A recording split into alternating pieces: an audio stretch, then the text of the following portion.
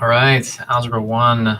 Here we go. Last section, guys. All right, Chapter 8, last section, Section 6. Okay, we're talking about cube roots and fractional exponents. And if I'm being honest, we are ending on a section that you really got to pay some attention to. Okay, so all the notes that you see right here on this page, this is the whole page of notes. All right, the next whole page is just all example problems.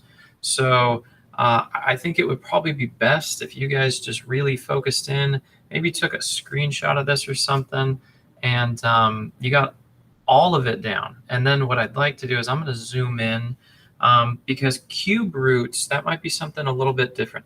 Think of what a cube is. Like when you take a number and bring it to the third power, that's you taking the cube of something.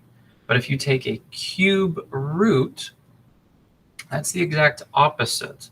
So that's you trying to figure out, okay, what number times itself 3 times will equal what they were asking for. And let's go ahead and zoom in on one of those problems. Okay, so right here, that is a cube root problem. Okay, so that would be them saying, okay, take the cube root of 27. And then just to make sure I wrote it out in words right there, that's the cube root of 27. So what you will read in the red, this is what you're going to have to try to figure out. Right, you're trying to find the number that when you bring that number to the third power, it's going to equal 27.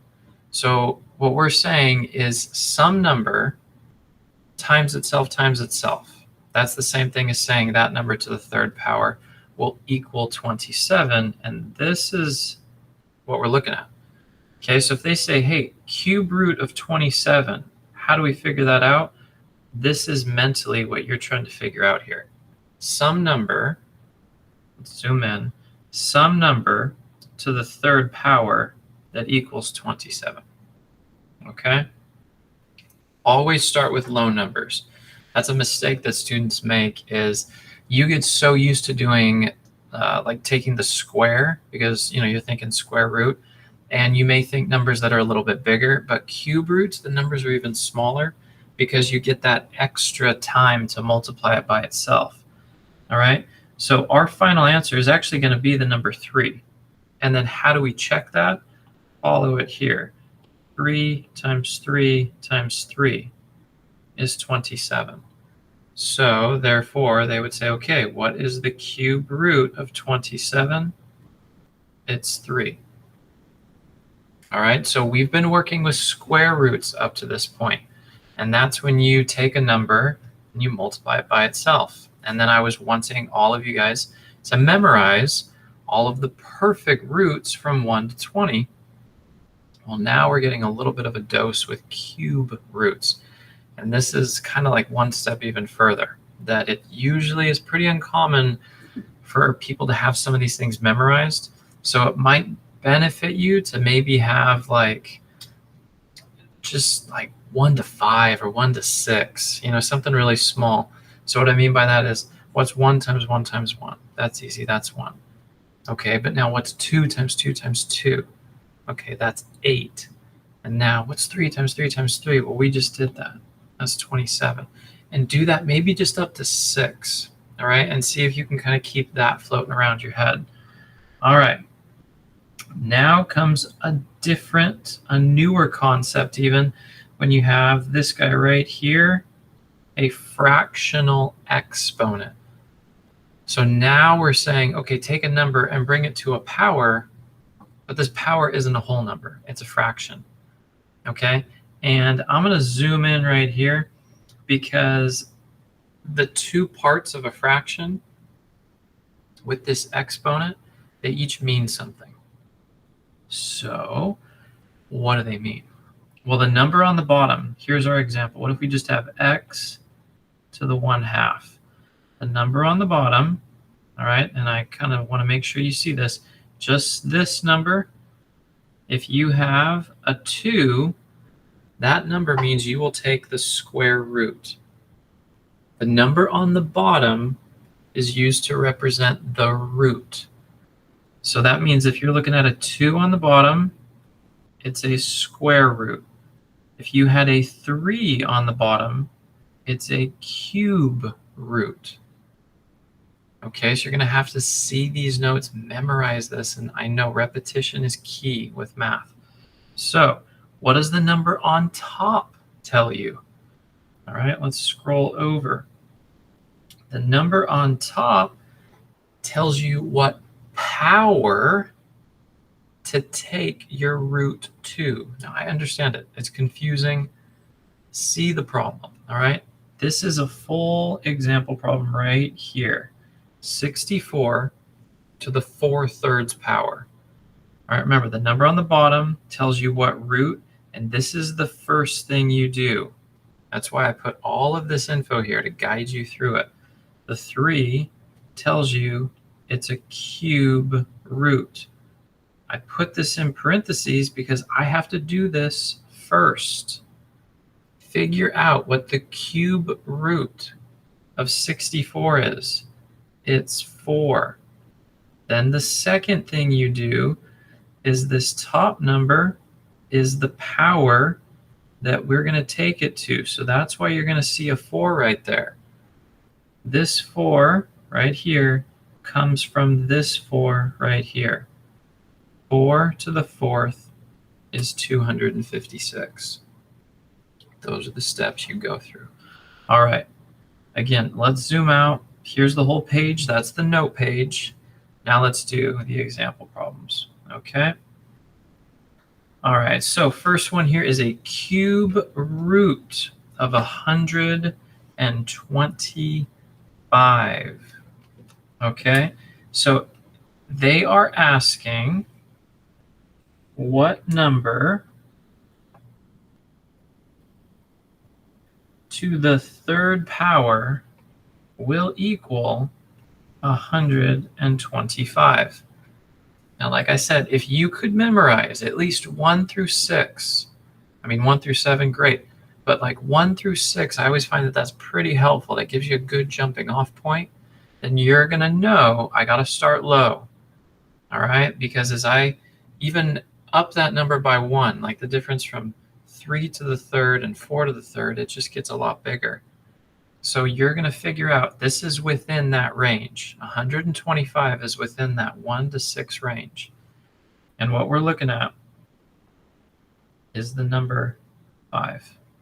Okay, so 5 to the 3rd power equals 125, meaning that 5 times 5 times 5 is 125.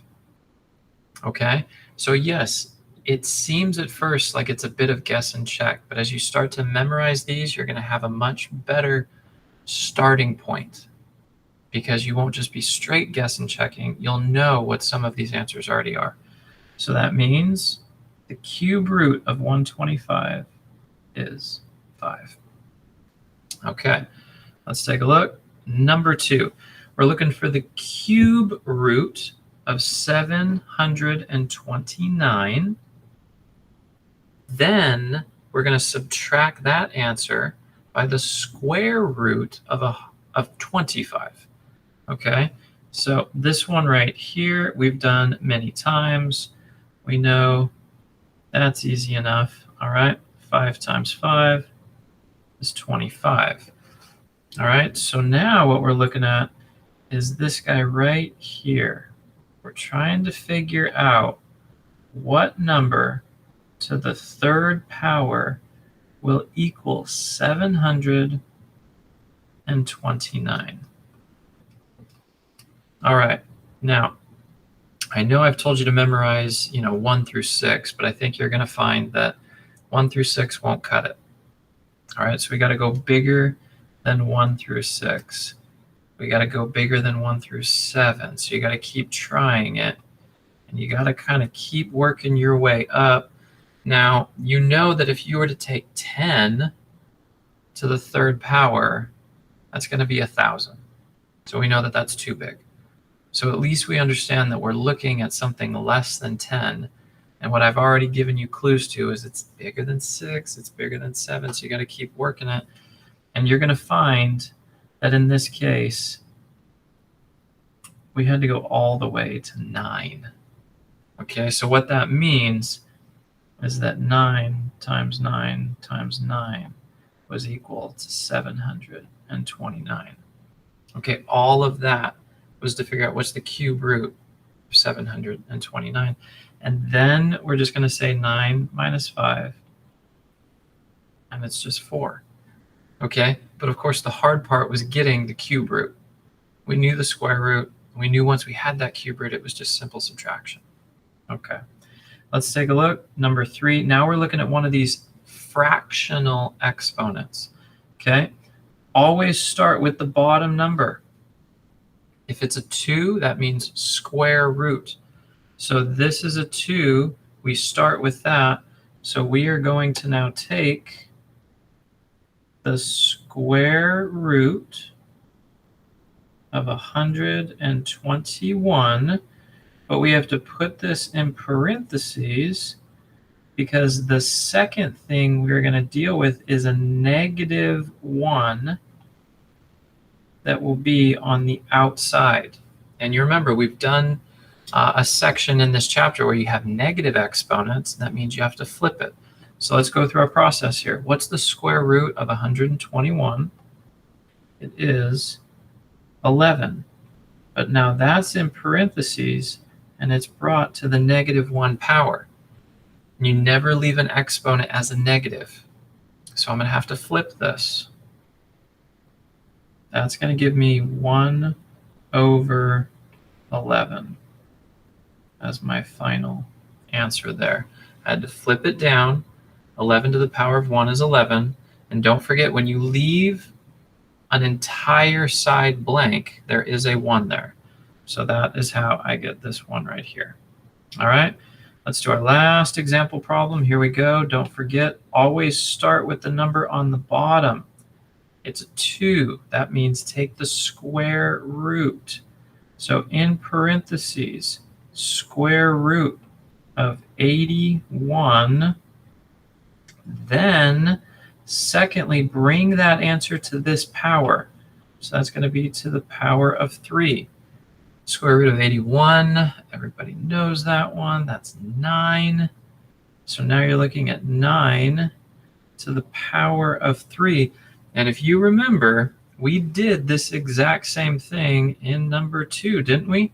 9 to the power of 3 was 729. So we already know what this one works out to be.